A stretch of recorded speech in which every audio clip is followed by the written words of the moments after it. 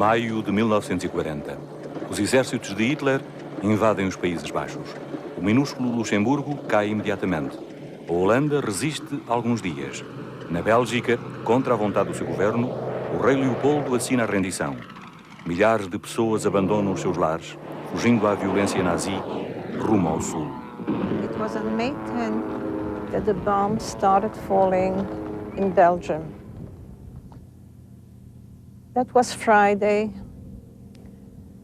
Saturday morning, when we were in the cellar, my father, may he rest in peace, made a decision. And he said to us, we have to run. We wouldn't travel on the Sabbath.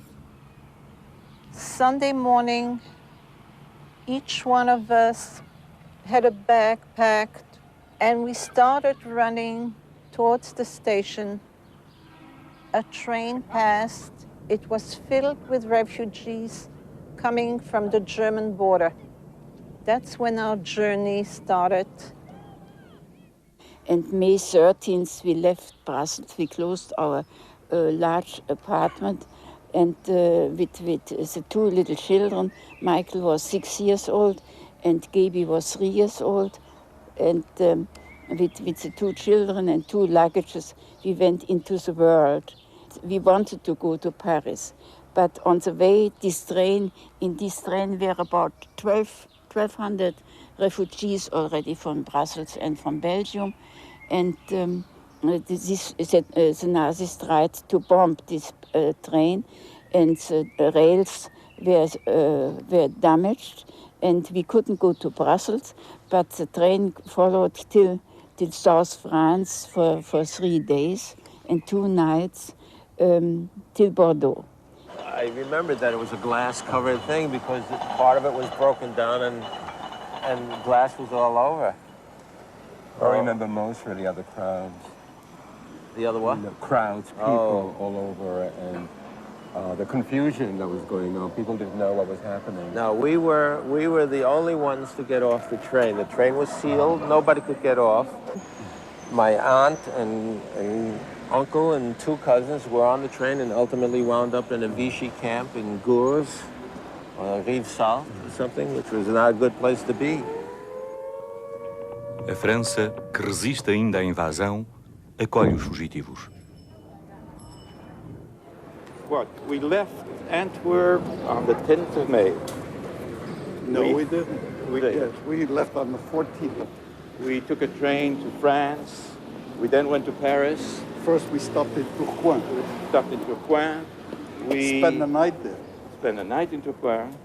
Then we went in Paris, and we thought we would wait for the end of the war in Paris. In fact, you and I took walks in Paris. Then, after that, we heard that Paris had been declared an open city, and we got to a station, and we must have taken one of the last trains to Bordeaux. Yes, it was for Bordeaux. For Bordeaux. We came to Bordeaux, and somewhere in one of these houses, we stayed. There was a sign that said Veuve Lessieur. She was an engraver, and we stayed here. Dans la rue des Trois Conils. Rue des Trois Conils, and we were absolutely certain that we would wait here for the end of the war. Mas a França é incapaz de deter o avanço alemão. A 10 de junho, o governo francês toma também ele o caminho do sul e instala-se em Bordeaux. A 14 de junho, as tropas nazis ocupam Paris.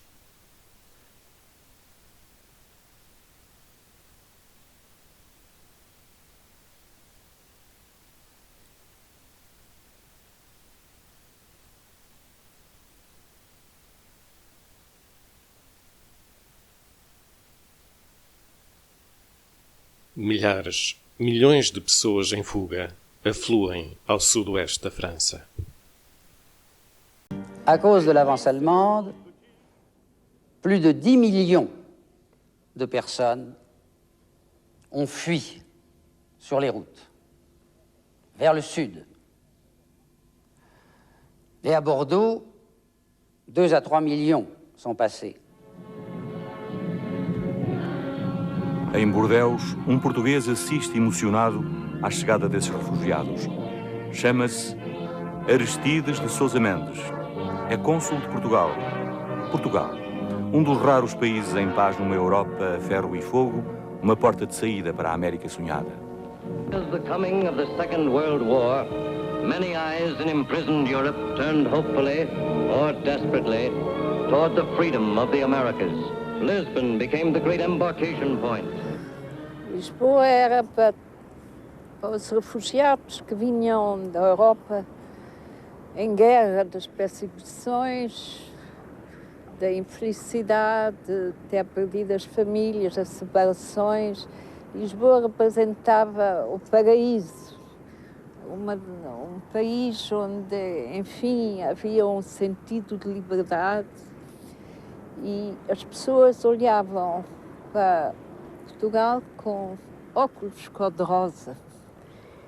Era realmente o sítio ideal onde se podia ainda sonhar de encontrar um barco, uma maneira de ir para os outros pontos do mundo, que eram as destinações finais das pessoas.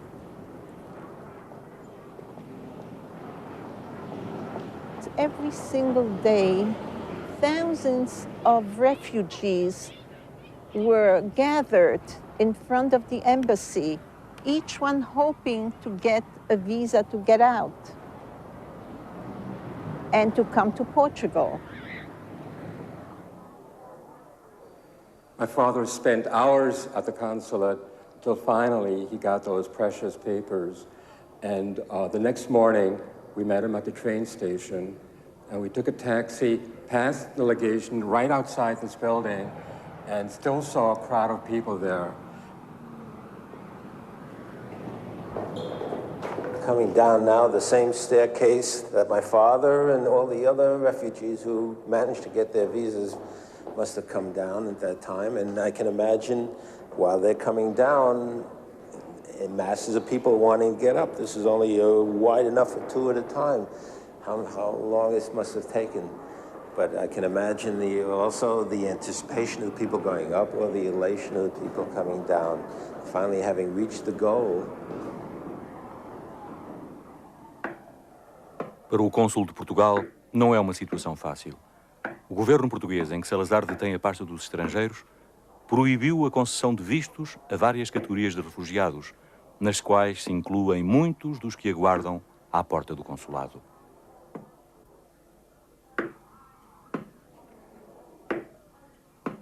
Os cônsulos de carreira não poderão conceder vistos consulares sem prévia consulta ao Ministério dos Negócios Estrangeiros. Aos estrangeiros de nacionalidade indefinida, contestada ou em litígio, aos apátridas, aos portadores de passaportes Nansen e aos russos. Ainda àqueles que apresentem nos seus passaportes a declaração ou qualquer sinal de não poderem regressar livremente ao país de onde provêm.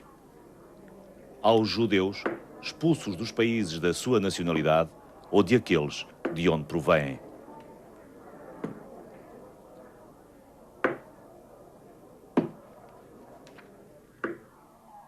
Lisboa não atende os apelos do cônsul em Bordeus e, confrontado por um lado com a posição do seu governo, por outro com a angústia dos refugiados, Sousa Mendes decide guiar-se pela sua consciência. Já o fizera algumas vezes desde o início da guerra, originando protestos da polícia política, a PVDE e chamadas de atenção do Ministério. Por despacho de 16 de janeiro último, foi chamada a sua atenção para a irregularidade cometida ao conceder um visto para Portugal no passaporte de Arnold Wiesnitzer e mulher, antes de haver pedido para tal a indispensável autorização deste Ministério. Apesar disso, em 1 de março visou o passaporte do médico espanhol Eduardo Neira Laporte, cujo visto esta secretaria recusou. Ao Dr. Neira Laporte não foi permitido o desembarque em Lisboa, não só porque o visto lhe fora abusivamente concedido, mas ainda porque a Polícia de Vigilância e Defesa do Estado o considera indesejável. Fica advertido que qualquer nova falta ou infração nesta matéria será havida por desobediência e dará lugar a procedimento disciplinar.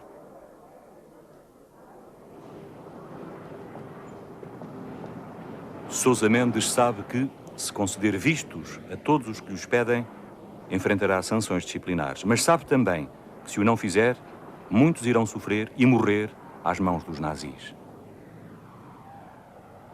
Sousa Mendes was willing to help. He met my father in the street, and my father told him that he's a refugee and he has 5 children and his wife, and he has nowhere where to stay. Sousa Mendes offered to take him into his house. Imagine, a man he has never seen before, a man with his position, my father, a rabbi, a Jew, and here a Catholic is willing to take in a Jew during the war into his own home. He explained to him the history of the Jewish people, the trials and tribulations that our nation went through. And he told him the danger that the Jews were encountering. And Dr. Sousa Mendes said to him, well, I will try to arrange for you a visa to Portugal. And he says, Dr. Mendes, it is not enough if you give me a passport or that you give me a visa to get out. I need it for all my brothers here. Deu-se um caso particular que o meu pai se sentiu tão cansado que foi-se deitar pensando que em poucas horas recuperaria e voltaria para o seu posto na chancelaria. Mas aconteceu justamente o contrário. Meu pai deitou-se e assim ficou 3 dias sem poder, sem querer falar e sem querer comer. E ficou realmente numa grande prostração. Mas, no 3º dia, levantou-se e, contra toda a expectativa, levantou-se ele com um vigor extraordinário. Levantou-se e disse que ia dar vistos a toda a gente. A 17, 18 e 19 de junho, ajudado por familiares e funcionários, o cônsul de Portugal emite milhares de vistos. Nous avions ramassé les passeports des gens qui se trouvaient dans la région de Lectoure et nous les avons amenés en bloc au consul portugais, en valise ou en paquet. Ça, je ne peux plus vous le dire avec certitude, mais c'était des montagnes de documents et lui, sans les regarder, a donné partout son estampille afin de sauver des vies humaines. He stood for hours upon hours, stamping passports. My father ran down to the masses of people that were gathered, and he shouted, "People, throw me your passports." And they did, and he brought up a large bunch of passports to Dr. Mendes. I saw him coming out without his jacket, I think without his hat, which I never have seen him in the street in this manner. And he told everyone, Heathen, Jews, give me your passports.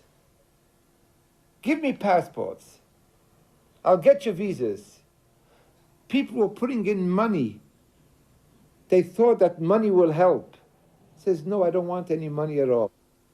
I think he came out even without his skull cap. I later asked him, why did you come without your clothing out? Why did you take off your robes that you had? He said, I wanted to be sure to let me in again. Desobedecendo às ordens e concedendo vistos, Aristides de Sousa Mendes abria a milhares de pessoas o caminho da fuga e da salvação.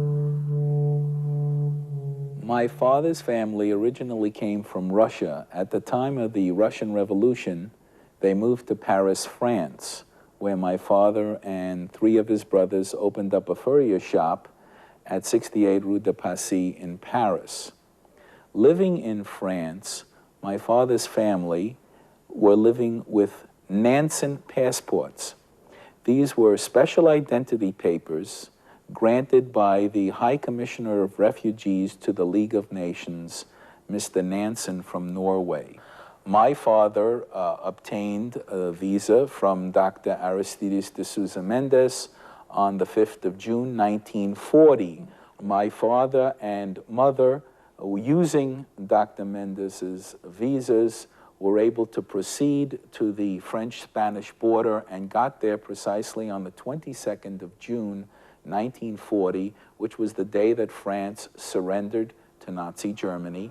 Once the Nazis began the final solution of the Jewish question, the extermination of the Jews of Europe, they began to round up Jews in all the countries under occupation.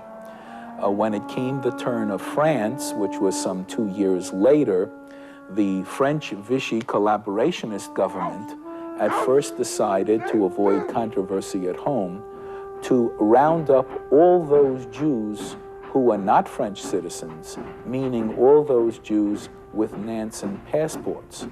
And therefore, doubly, I believe, my parents would have been rounded up since they were Nansen passport holders, as well as being Jewish, and would have been sent to the camps. Na noite de 19 para 20 de junho, a aviação nazi bombardeia Bordeaux. A 22 de junho, a França capitula.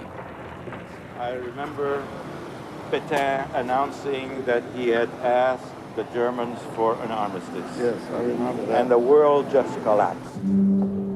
Aristides de Sousa Mendes desloca-se a Baiona, onde se concentram também milhares de refugiados, a fim de auxiliar na concessão de vistos o vice-cônsul Faria Machado e o cônsul honorário Vieira Braga, a quem dias antes dera instruções para que concedessem vistos gratuitos a todos os que os pedissem. Viu-se perante um cônsul subordinado na sua jurisdição consular que não estava de acordo com ele na concessão dos vistos. Foi quando o meu pai tomou a decisão de começar a distribuir ele próprio os vistos à maneira como fizera em Bordeaux uns dias antes. We were told that Portugal opened its borders to let refugees come in, and Spain would give the refugees transit visas so that they could go into Portugal. In June of 1940, we were in Biarritz, fleeing from the Germans, and every day we were more fearful because there were rumors they were on their way, they were about to come, until one day a friend of my father's came running and said, "Quick, come with me to Bayonne. The Portuguese consul is giving visas and we can get out, but you have to come right away." So that very day, within a few minutes, he went and he came here to Bayonne, and this was a street, this was a house where he came to the consulate, and there's a place where he waited for the visa, and the next day he came back with 4 visas for himself, his wife, and his 2 children. And that's how I got out alive, thanks to Aristides de Souza Mendes, who had come here to help the vice consul give visas to refugees. En 40, le consulat était 8 rue du Pilori, et dans cette rue du Pilori, il y avait une foule de gens. Et les gens montaient dans cet escalier, et on a eu peur que l'escalier ne cède sous le poids de tout ce monde. Il y avait la police qui empêchait, qui rythmait un petit peu le flot de ces gens affolés.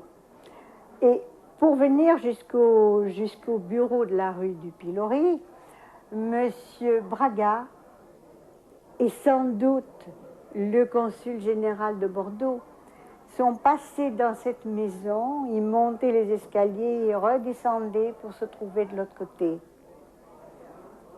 Et là, ce consul général de Bordeaux a donné des visas en bas dans la cage d'escalier et il paraît aussi sur la rue. I went up these steps with a number of other people. The place was crowded. the visas were not given to us, but I was asked to leave our passports. I went back downstairs, and sometime after that, somebody from the consulate came to the place right outside of this building and called out names of people who had received the visas. This is a place which I think I see in my dreams.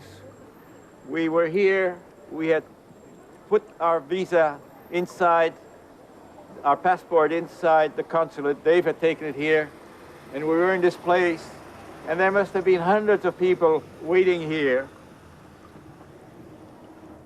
And then somebody came with a big bag full of passports and started to call names.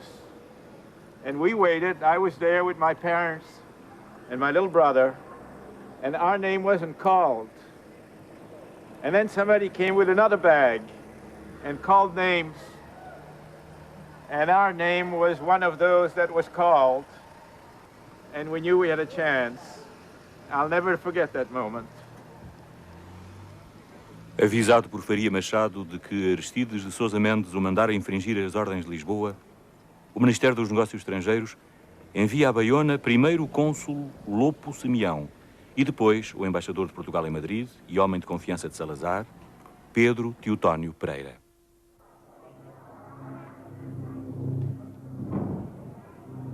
Quando, na manhã de 22 de junho, Lopo Simeão chega a Baiona e se dirige ao consulado, encontra aquilo que refere em telegrama para o Ministério como circunstâncias tragicamente anormais e incalculável multidão em situação verdadeiramente desesperada, enchendo as ruas nas proximidades do consulado.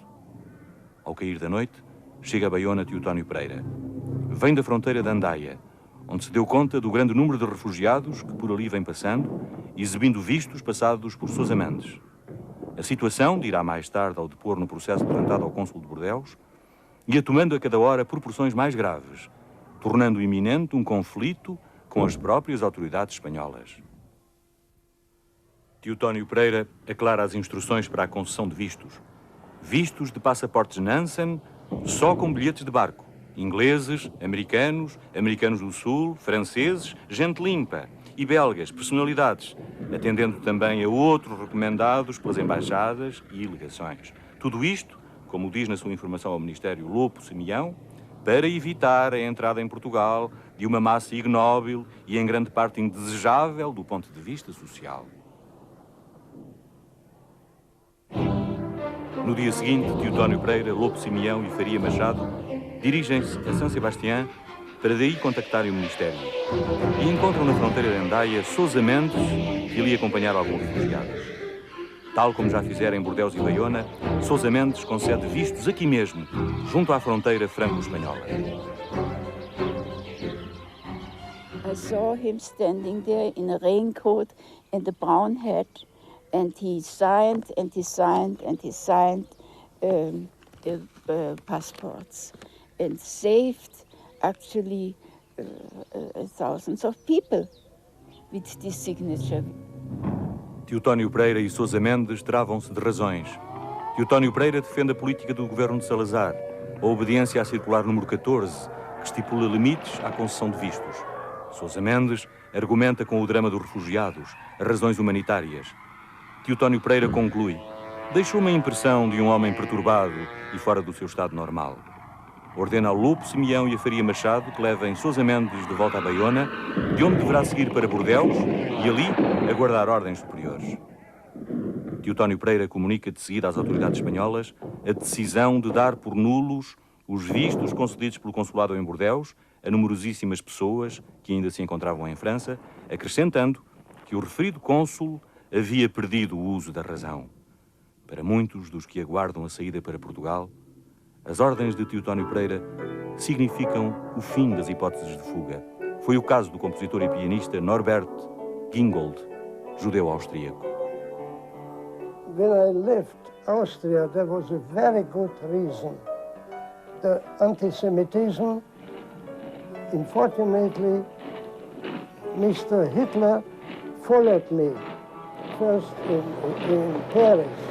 So he we went to Paris, we went to Marseille, and lived there for quite a while because they occupied only half of the country.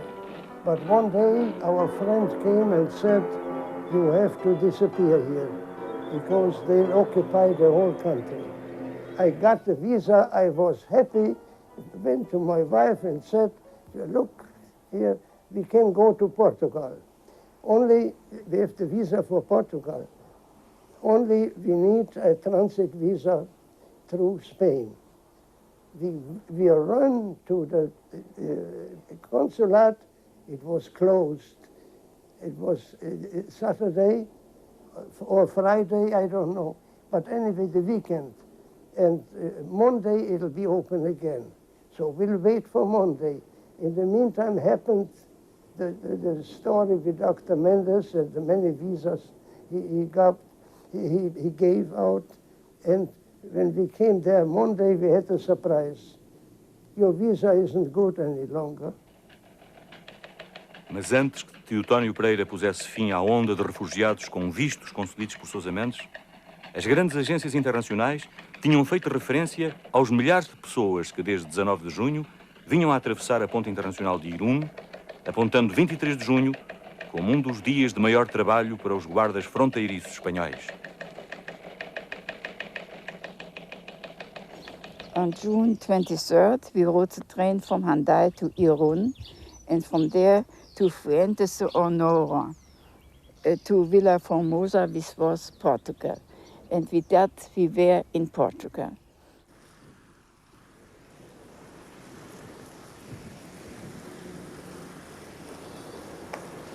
That was a bridge along which we walked. The train stopped at that side. All the passengers went out, and we walked across. And in the middle of the bridge, there was passport control. And then we walked to the other side, and there was another train. It was a Spanish train, and which took us on. And I am very surprised to find out how small the bridge is today.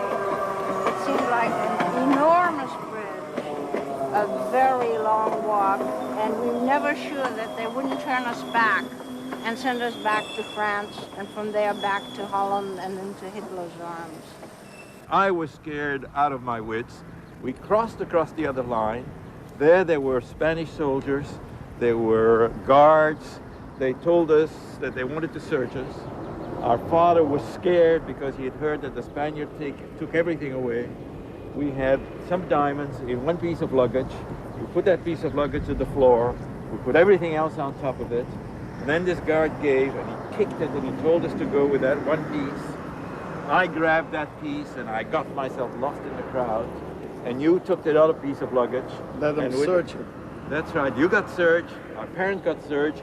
I never got searched. That's right. And when we got back together, we looked back there. The Germans and the Germans were there.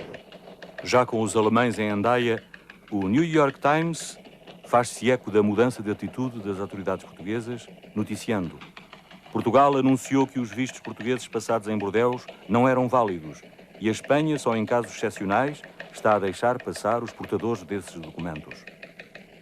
Aos refugiados está agora fechado o caminho da fuga. O adido militar alemão em Madrid, citado por Lopo Simeão em telegrama para Lisboa, louva a atitude correta tomada pelo governo português, filtrando rigorosamente essa precipitada corrente de imigração. E Aristides de Sousa Mendes irá pagar, no regresso a Portugal, o preço da sua desobediência a Salazar, em nome da humanidade.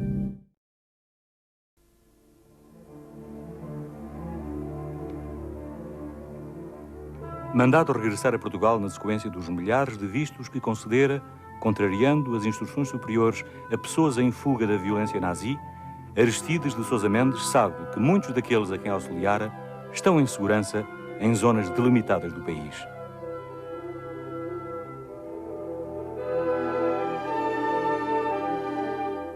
When we arrived in Portugal, in Lisbon, our group was immediately assigned to go to Figueira da Foz.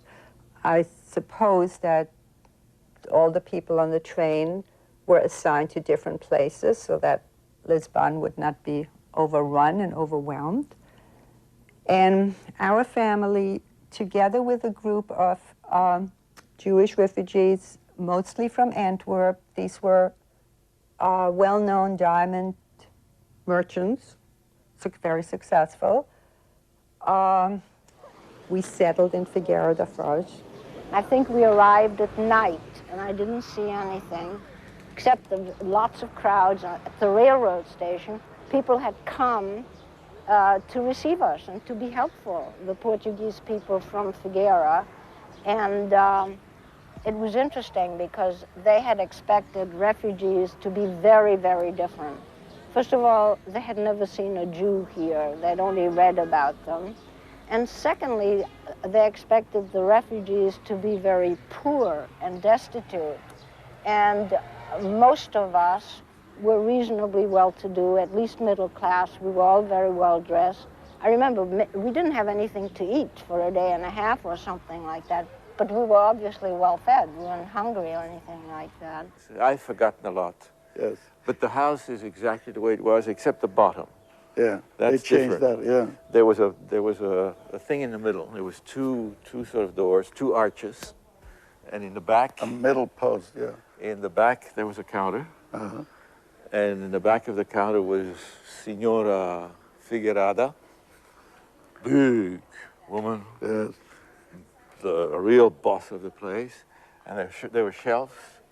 And I remember these lovely little petits pains. Yes. They were great. Well, they're the same as in the hotel now. No, they had little tips at the bottom. I remember. They were, well, she's messed up everything. And that house, I don't remember it was the same color, but the door is still there. This was our room. Yeah.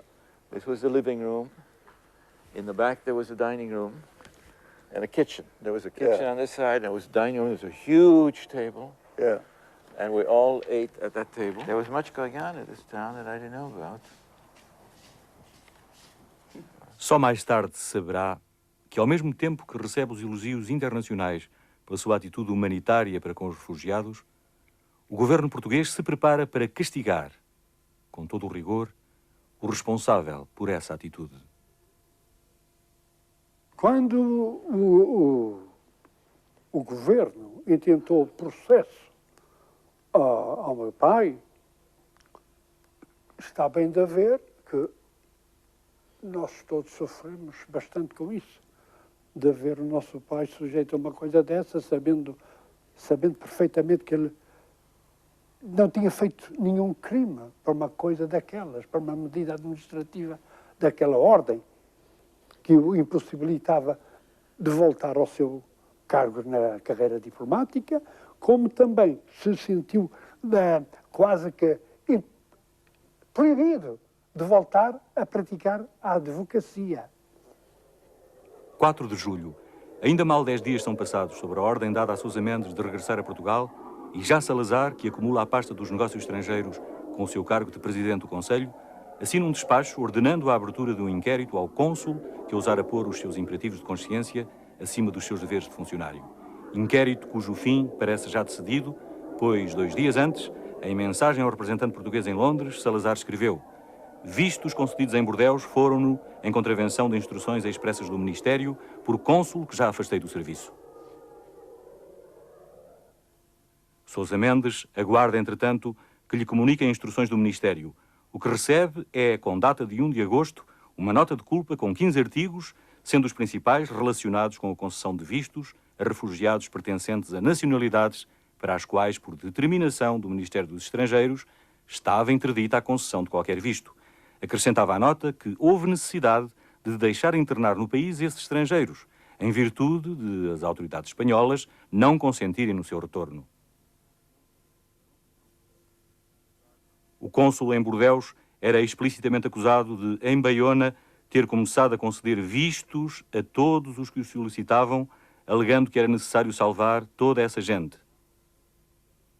De ter dado ordem aos vice-cônsulos de Baiona e Toulouse, dele dependentes, para concederem eles também esses vistos. De ter acompanhado a Baiona alguns israelitas ilustres que lhe haviam implorado proteção e vistos nos respectivos passaportes, a fim de poderem atravessar a fronteira entre a França e a Espanha. Resumindo, dizia a nota de culpa, a atitude do arguido deu lugar a uma situação desprestigiante para Portugal perante as autoridades espanholas e as alemãs de ocupação.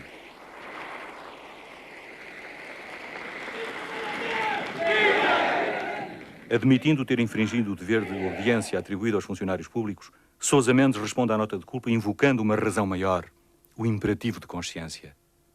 Era realmente meu objetivo salvar toda aquela gente, cuja aflição era indescritível. Uns tinham perdido os seus cônjuges, outros não tinham tido notícias dos filhos extraviados. Alguns haviam visto sucumbir pessoas queridas sob os bombardeamentos alemães. Eram numerosos entre os fugitivos, os oficiais dos exércitos dos países anteriormente ocupados, austríacos, checos e polacos, os quais seriam fuzilados como rebeldes. Os belgas, holandeses, franceses, luxemburgueses e até ingleses, que seriam submetidos ao duro regime dos campos de concentração alemães. Havia intelectuais eminentes, artistas de renome, homens de Estado, diplomatas da mais alta categoria, grandes industriais e comerciantes que teriam a mesma sorte. Quantos suicídios e outros atos de desespero se produziram? Quantos atos de loucura de que eu próprio fui testemunha? Não podia eu fazer diferença de nacionalidades, visto obedecer a razões de humanidade, que não distinguem raças nem nacionalidades. A viagem a Baiona explica a Sousa Mendes de forma simples, tendo dado indicações ao cônsul Faria Machado, para que também ele concedesse vistos a quem os pedisse, este argumentara com as dificuldades em que se encontrava em vista dos milhares de pessoas que assediavam a chancelaria e, por isso, decidira ir em seu auxílio.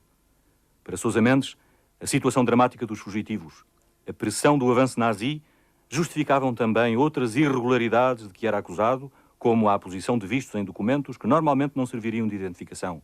E, a terminar a sua resposta à nota de culpa, escreve: Posso ter errado, mas se errei não o fiz com intenção, tendo procedido sempre segundo os ditames da minha consciência, que apesar do esgotamento nervoso que sofri, e sofro ainda pelo excesso de trabalho suportado, passando semanas quase sem dormir, nunca deixou de me guiar no cumprimento dos meus deveres, com pleno conhecimento das minhas responsabilidades. Eles perguntaram-lhe se ele não estava com pena de ter desobedecido as instruções que lhe tinham dado. Ele disse de forma nenhuma. E se tivesse que fazer a mesma coisa outra vez, dar vistos aos refugiados, evidentemente que o faria, porque estava a fazer o que Deus queria. À nota de culpa, à resposta de Sousa Mendes, segue-se o processo. Testemunhas de defesa e de acusação avançam as suas razões. Do lado da defesa, mais importante é Calheiros e Menezes, representante de Portugal em Bruxelas, que encontrara Sousa Mendes e Faria Machado em Baiona. Depois de descrever com grande realismo o estado de cansaço em que antes vira Sousa Mendes, em Bordeus, bem como a multidão aglomerada em Baiona, afirma no seu depoimento: Pode o depoente garantir que, para resistir às súplicas e implorações de tantos desgraçados apavorados com a aproximação do invasor e o justo medo do campo de concentração, ou ainda pior, do fuzilamento, se requeria uma coragem moral pouco banal? Não eram casos isolados no meio tranquilo. Eram milhares de pessoas angustiadas que tinham sido metralhadas ou bombardeadas na fuga. É neste ambiente, a figuração do poente, que tem de ser vista e julgada a atitude do arguido. Do lado da acusação, a testemunha mais importante é Pedro Teotónio Pereira. O representante de Portugal em Madrid narra a sua deslocação a Baiona, referindo: Ali me foi dito pelo cônsul Sr. Faria Machado que o cônsul Sr. Aristides de Sousa Mendes chegara a Baiona havia 2 dias e continuara a dar vistos, ordenando ainda a ele, Faria Machado, que procedesse de igual forma e sem restrições de nenhuma espécie. Sustive imediatamente semelhante resolução e pus as coisas no devido caminho, em conformidade com as ordens do governo. Só no dia seguinte, vim a encontrar o cônsul Aristides Mendes e pedi-lhe que me explicasse tão insólita atuação. De tudo o que ouvi e do seu aspecto de grande desalinho, deixou-me a impressão de um homem perturbado e fora do seu estado normal. Mostrou não ter a mais ligeira noção dos atos cometidos e disse não possuir quaisquer instruções contrárias ao procedimento que seguira. O processo arrasta-se até finais de outubro, enquanto o Conselho de Disciplina do Ministério decide sobre a validade das acusações e a pena a aplicar. No final, o instrutor, Paulo Brito, recomenda a pena de suspensão de exercício e vencimento de mais de 30 até 180 dias, mas prudente, comete a Salazar a decisão final. Vossa Excelência, porém, decidirá no seu alto critério com o melhor convier aos interesses da Justiça. O relator do Conselho, Conde de Tovar, sugere uma pena mais pesada, a despromoção à categoria imediatamente inferior. Será finalmente Salazar a decidir. Condena Sousa Mendes a uma pena intermédia entre as duas sugeridas. 1 ano de inatividade com direito a metade do vencimento da categoria. Mas acrescenta-lhe algo que não cabe nas instruções do regulamento disciplinar em vigor, devendo em seguida ser aposentado.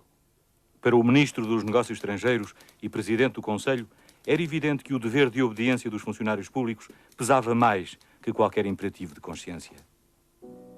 Com 13 filhos do seu casamento e outra filha de uma cidadã francesa com quem viria a casar depois de viúvo, o vencimento reduzido para metade, Sousa Mendes continua por algum tempo ainda a auxiliar refugiados, recebendo-os em sua casa.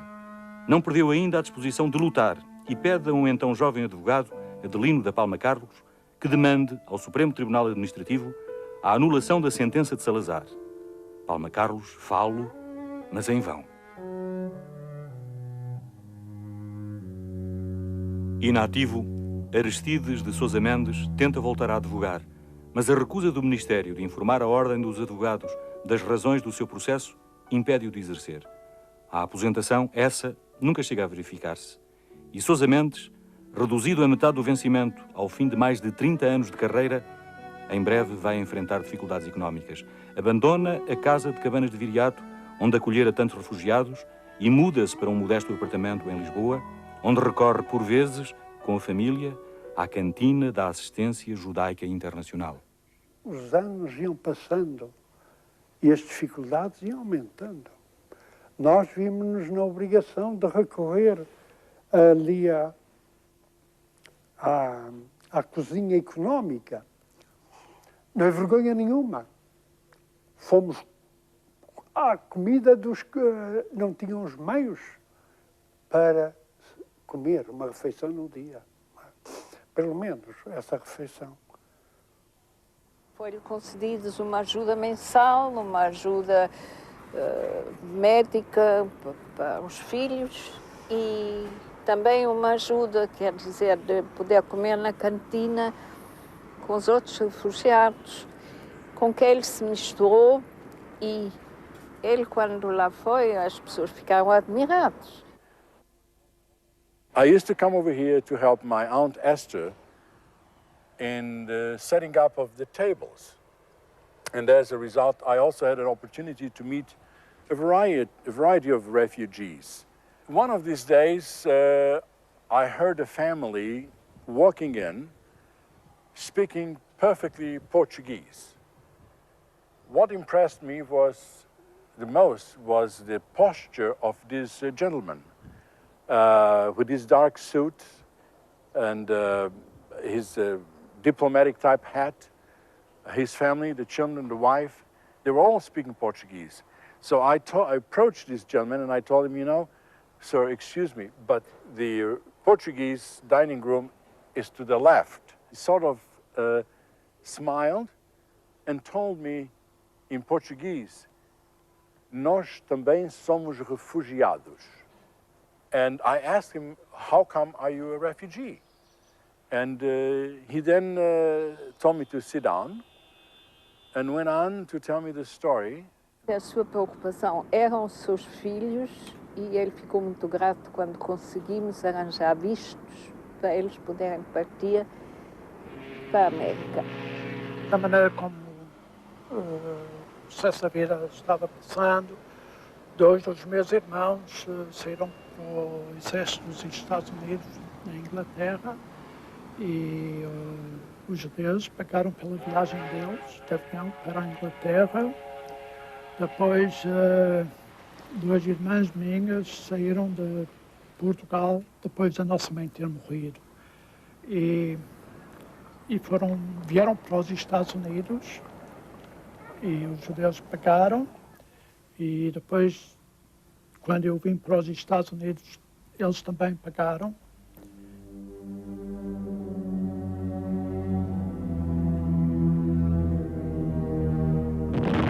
Em 1945, a derrota do nazifascismo cria a esperança da queda do regime fascista português. A oposição aclama nas ruas a vitória dos aliados. O ambiente da euforia do dia da vitória, nunca vou esquecer que foi qualquer coisa. Eu desfilei às 24 horas nas ruas de Lisboa, como milhares e milhares de pessoas. Era uma alegria, um contentamento que não se pode imaginar. Sousa Mendes faz então uma nova tentativa de reabilitação, entregando à Assembleia Nacional uma reclamação contra a sentença proferida por Salazar. A reclamação introduz um argumento novo, o de que a circular número 14 era inconstitucional por limitar a entrada em Portugal a judeus, quando a Constituição vedava qualquer discriminação baseada na religião. Sousa Mendes explica não ter utilizado anteriormente esse argumento por não pretender, no decurso da guerra, afetar negativamente a política de neutralidade de Salazar. Mas a Assembleia Nacional permanece surda aos apelos do ex-cônsul de Bordeaux. O que é triste é que depois do meu pai ter sido despedido do governo, castigado, e começamos a perder o que tínhamos, a pouco e pouco, o meu pai julgou que talvez se fosse a comunicar com o cardeal patriarca, o cardeal Cerejeira, que talvez o cardeal pudesse falar com Salazar, de maneira que o meu pai pediu ao cardeal para falar com Salazar, e o cardeal respondeu que realmente a melhor coisa seria para o meu pai, a minha mãe, a família, rezar à Nossa Senhora de Fátima. Aristides de Sousa Mendes morre a 3 de abril de 1954 no Hospital da Ordem Terceira, sem ter logrado reparação da sentença que o condenara à miséria e sem nunca ter chegado a ser aposentado. Quando o meu pai morreu, o Salazar escreveu um cartão de condolências ao meu tio César.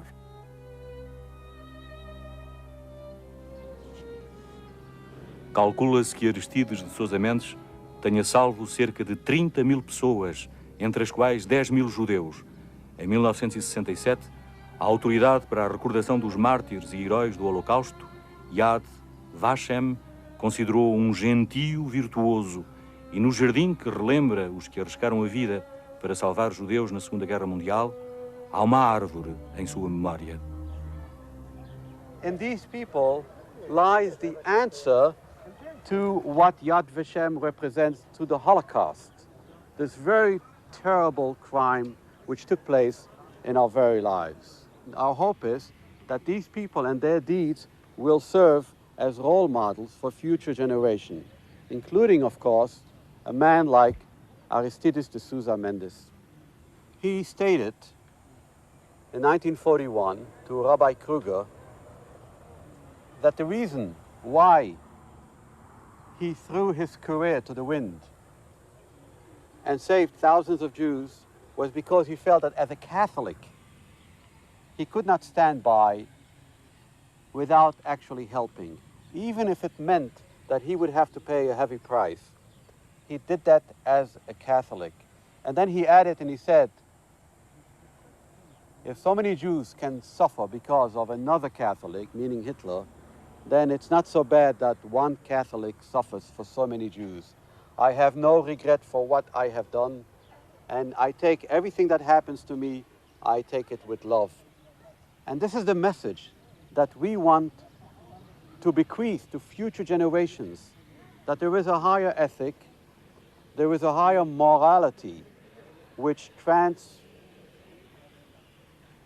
goes beyond any law, any existing law. And in these people resides the hope for the future of humanity. Israel Estados Unidos e Canadá homenagearam o português que, em 1940, sacrificou a tranquilidade do cumprimento das ordens recebidas aos imperativos da sua consciência. Em Portugal, 34 anos depois, o regime mudou, mas apesar de, depois do 25 de abril de 1974, a sua família ter reclamado várias vezes a sua reabilitação, só em 1987 há a primeira homenagem pública a Aristides de Sousa Mendes. Na Embaixada Portuguesa em Washington, o Presidente da República, Mário Soares, entrega à família a Medalha da Ordem da Liberdade, com que o distinguira no ano anterior. Em 1988, 48 anos passados sobre os atos que lhe valeram a sanção de Salazar, a Assembleia da República recomenda que Aristides de Sousa Mendes seja reintegrado no Ministério dos Negócios Estrangeiros com o posto de Ministro de Segunda Classe, o que vem a acontecer em 1989, 12 anos depois de um Ministro dos Negócios Estrangeiros, Medeiros Ferreira, ter homologado pela primeira vez a proposta da sua reintegração e, apesar de algumas reservas expressas pelos serviços do Ministério, tementes de que a reparação da injustiça feita a Sousa Mendes pudesse desmoralizar os funcionários mais disciplinados. A outorga à família de uma compensação pelos anos de vencimento perdidos, essa, embora recomendada pela Assembleia da República, ainda não se verificou. Mas se Portugal esqueceu por muito tempo o cônsul injustiçado, Sousa Mendes permanece bem vivo na memória daqueles que lhe deveram a salvação. A nossa família sofreu, mas houve milhares de refugiados que viveram e saíram da Europa e foram casados, tinham filhos, e os filhos casaram e tiveram mais filhos, e hoje em dia há milhares de pessoas pelo mundo que devem a sua vida, não é, até certo ponto, ao que o meu pai fez em Bordeaux e em Bayonne. For close to 50 years, the Sousa Mendes family in Portugal and in other parts of the world had attempted to communicate with the Portuguese government to petition that the father's name be honored, that the legacy of Sousa Mendes be understood and be rewritten back in Portuguese history after it had been removed. And because this is a grave injustice, and because these people had suffered as victims of the Holocaust, because what they did to save Jewish lives, then it was my responsibility as a Jew to save these people, because I could have been one of those people petitioning them for a visa. We were Jewish. We had no other place to go. And I tell this story now to my friends, to my relatives, because I feel emotionally overwhelmed that this man had these principles, these ideals that he lived by, that he took chances for himself and his family, and that, of course, he had no recognition about this while he was alive. And I like to participate now in any way I can to honor his memory. Man who helped us really to continue living was Mr. Mendes. It's a very, very strange feeling to know that I owe my life to a hero that I've never met, that I've never seen, about whom I heard nothing until very recently, and who cared about me, although he didn't even know that I existed. Mendes's noble gesture, his humanitarian gesture, was a lonely light in that dark period of history, which we now call the Holocaust. But that light will keep on burning as long as we remember Mendes and those other righteous Gentiles, those courageous people who refused to turn their back on the evil around them and who dared act according to their conscience.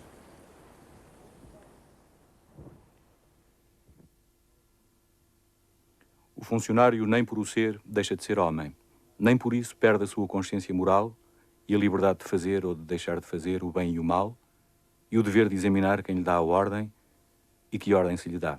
Por isso mesmo, a obediência cega, a obediência passiva, é um impossível moral.